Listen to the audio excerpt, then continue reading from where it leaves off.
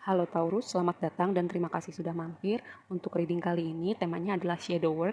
Apa itu shadow work? Simpelnya gini, shadow work itu adalah sesuatu yang kita lakukan secara sadar untuk melihat part dari diri kita yang selama ini kita nggak lihat atau kita nggak mau lihat karena mungkin terlalu menyakitkan atau mungkin punya kenangan tertentu yang membuat kita berperilaku tertentu jadi kita nggak mau lihat atau nggak mau lihat ya. Reading ini akan membantu kamu membawa transformasi yang kamu mau lihat di hidup kamu. Kalau misalnya kamu punya kayak pattern yang terjadi berulang-ulang, sesuatu hal yang kayak stuck gitu ya, yang akarnya dari shadow kamu gitu atau part diri kamu yang kamu nggak mau lihat, jadi kamu bisa membawa perubahan. Nanti kamu kalau misalnya mau cari tahu lebih lanjut apa itu shadow work, kamu bisa cari tahu sendiri, tapi simpelnya reading ini akan membantu kamu untuk melihat sisi shadow kamu.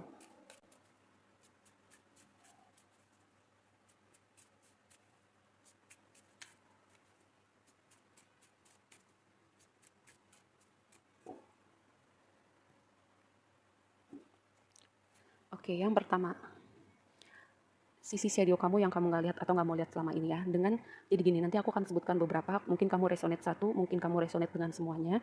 Bagus kalau kamu ada yang resonate gitu atau bahkan mungkin resonate semuanya. Itu akan semakin membantu kamu melihat lebih jelas ya. Dengan high priestess di sini. Pertama, ada part diri kamu yang suka denial gitu.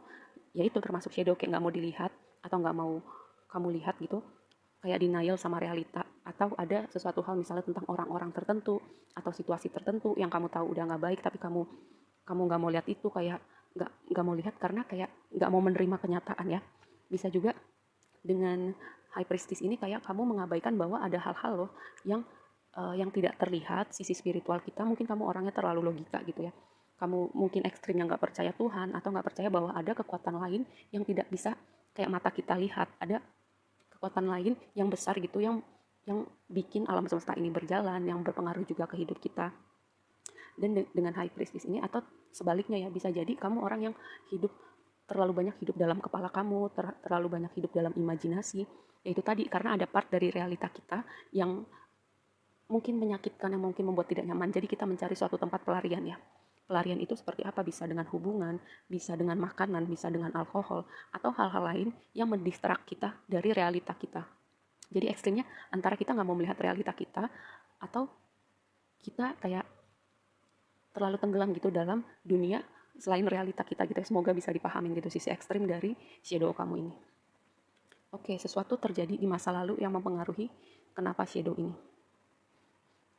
Dengan Ace of Pentacles, gini, Ace of Pentacles itu harusnya jadi suatu suatu indikasi sesuatu hal yang positif ya, tapi ini yang menyebabkan kamu punya shadow ini.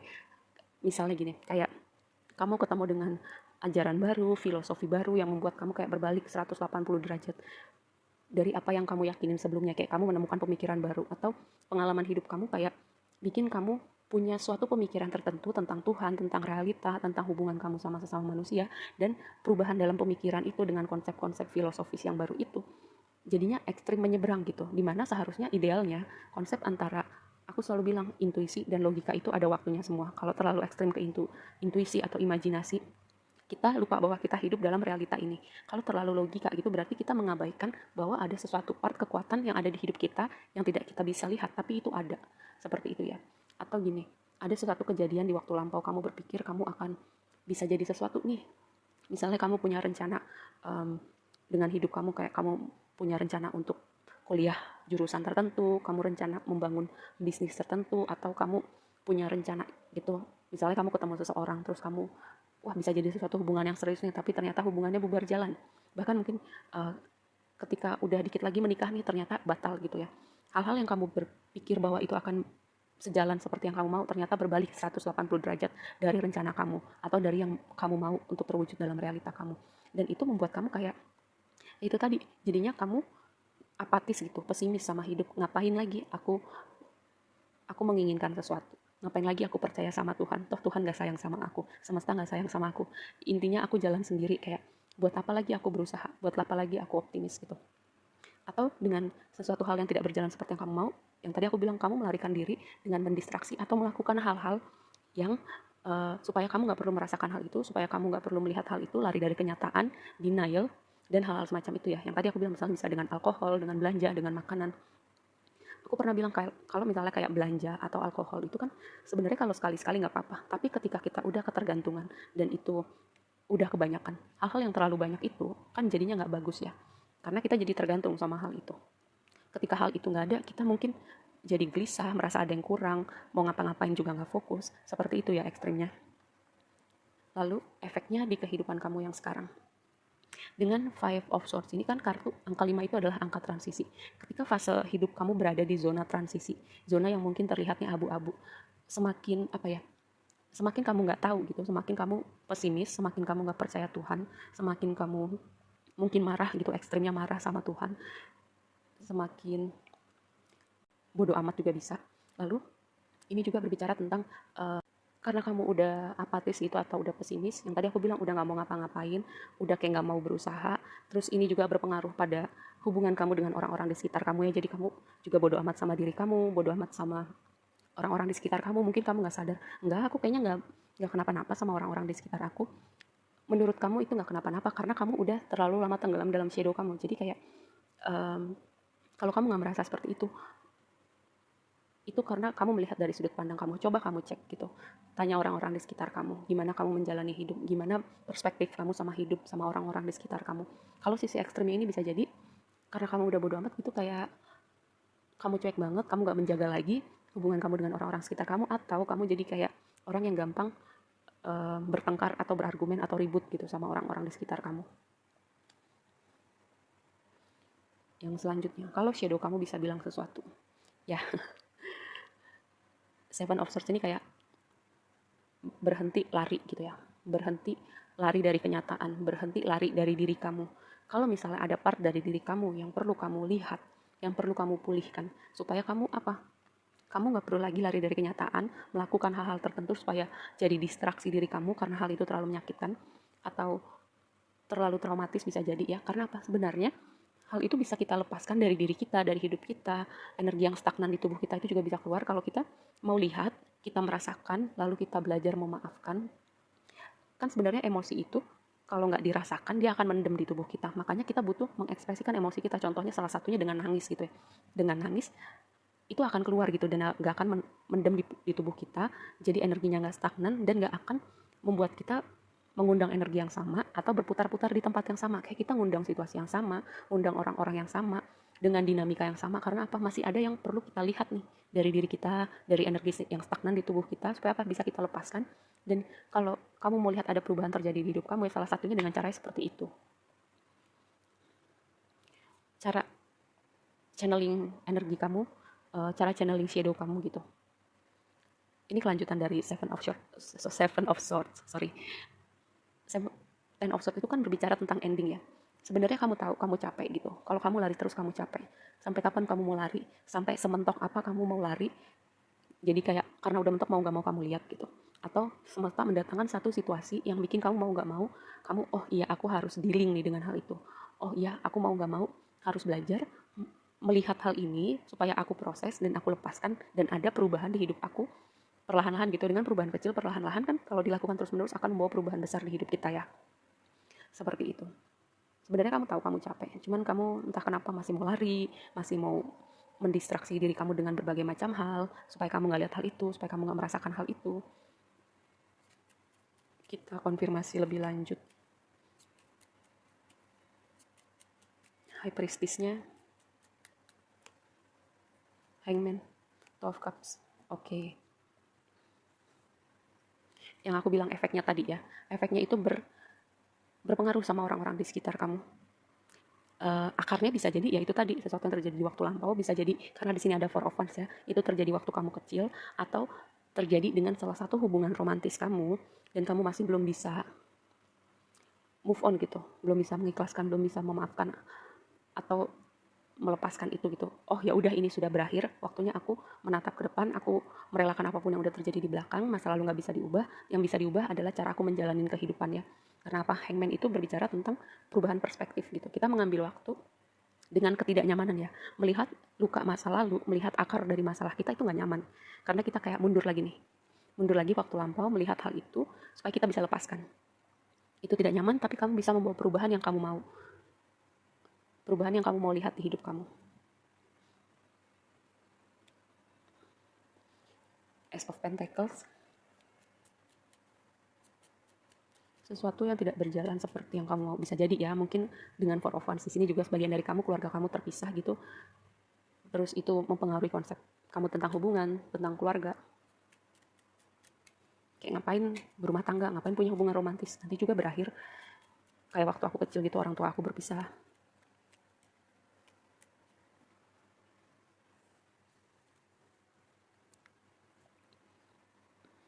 Di sini ada stars, ada chariot, ada the fool.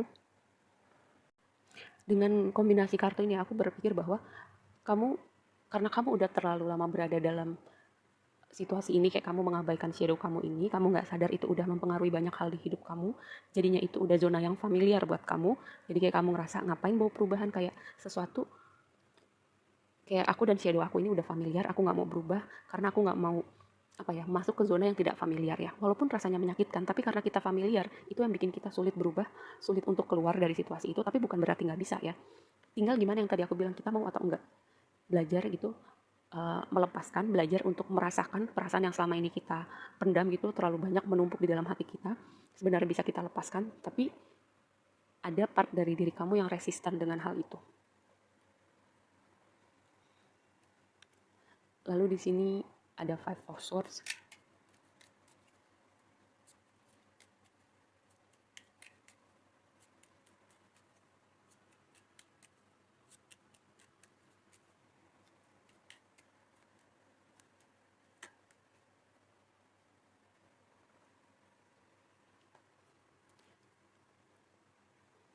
Di sini ada Seven of Pentacles, Six of Cups, dan Justice gitu. Efeknya ke waktu sekarang. Dengan Seven of Pentacles gitu, yang tadi aku bilang, kayak ngapain berusaha lagi, ngapain punya hubungan romantis, atau ngapain aku peduli sama orang-orang di sekitar aku. Toh nanti aku kecewa lagi, toh nanti aku kehilangan, toh nanti aku terluka lagi. Dan mungkin kamu nggak sadar ada part itu dalam diri kamu, kayak sampai aku ngomong kayak gitu ya. Atau bisa jadi hubungannya ekstrim yang satunya, hubungannya nggak seimbang, kayak kamu berusaha mati-matian menahan orang-orang di sekitar kamu, walaupun kamu tahu misalnya hubungan itu udah nggak sehat ya.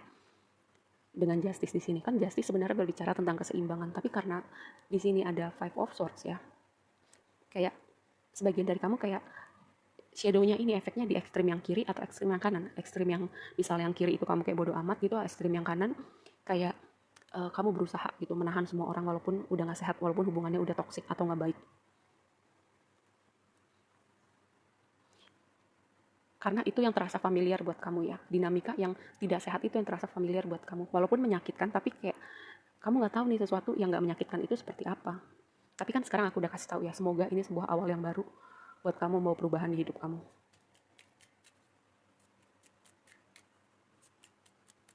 Seven of Swords. Di sini ada Knight of Cups, ada Nine of Wands, ada High Priestess lagi ya. High Priestess sudah keluar, di sini keluar lagi. Kayak aku mungkin selalu bilang bahwa sesuatu yang terjadi di waktu lampau, menyakitkan ataupun menyenangkan gitu, kita bisa lihat sesuatu dari situ, ada pembelajarannya di situ. Kalau misalnya menyakitkan gitu, hal paling simpel yang kita bisa pelajarin adalah gini, kita jadi orang yang lebih kuat, lebih bijak gitu, dan kita punya compassion buat diri kita dan buat orang lain gitu. Oke, waktu itu aku terluka karena hal ini pernah terjadi, ada yang melukain aku, ada yang menyakitin aku nggak akan melakukan hal itu sama orang lain ya. Bukan jadinya kita jadi orang yang apatis, pesimis, atau jadi pahit gitu sama hidup, marah sama Tuhan. Bukan jadi seperti itu. Karena apa? Luka itu atau sesuatu hal yang tidak menyenangkan akan selalu jadi akan selalu bagian dari hidup kita gitu.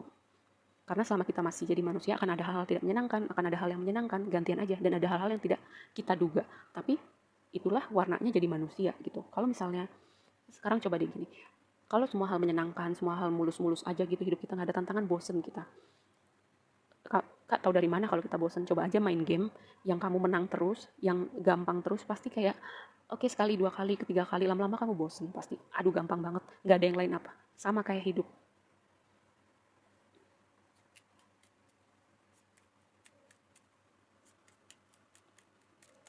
Ten of Swords, Queen of Cups, Devil, ya kan? Kamu capek gitu. Kamu tahu kamu capek dengan devil di sini, dengan perilaku atau suatu hal yang kamu lakukan untuk lari dari kenyataan, untuk mendistraksi diri kamu. Tapi kayaknya kamu udah ada sinyal-sinyal nih, mulai ada, kayaknya aku mau ada yang berbeda deh dari hidup aku. Kayaknya aku mau sesuatu yang baru. 2023 jadi tahun yang berbeda buat aku, bagus. Itu sebuah indikator yang bagus kalau kamu udah mulai ada panggilan-panggilan bahwa kamu mau melakukan atau mau ada perubahan ke arah yang lebih baik dengan hidup kamu ya. Emosi kamu itu emosi kita manusia gitu, ada fungsinya ya, bukan bukan untuk di-repress atau kita abaikan atau kita lari, tapi untuk dirasakan. Senang, sedih itu semua untuk dirasakan. Karena apa? Itu bagian dari perjalanan kita sebagai manusia. Atau kalau kita lari berarti kita mengabaikan atau kita tidak mau menerima ada part itu dalam diri kita. Dan gini, kamu tahu kamu capek, sampai kapan kamu mau lari? Gitu aja ya. Oke, semoga reading ini membantu. Terima kasih sudah nonton sampai habis dan sampai ketemu di reading berikutnya. Bye.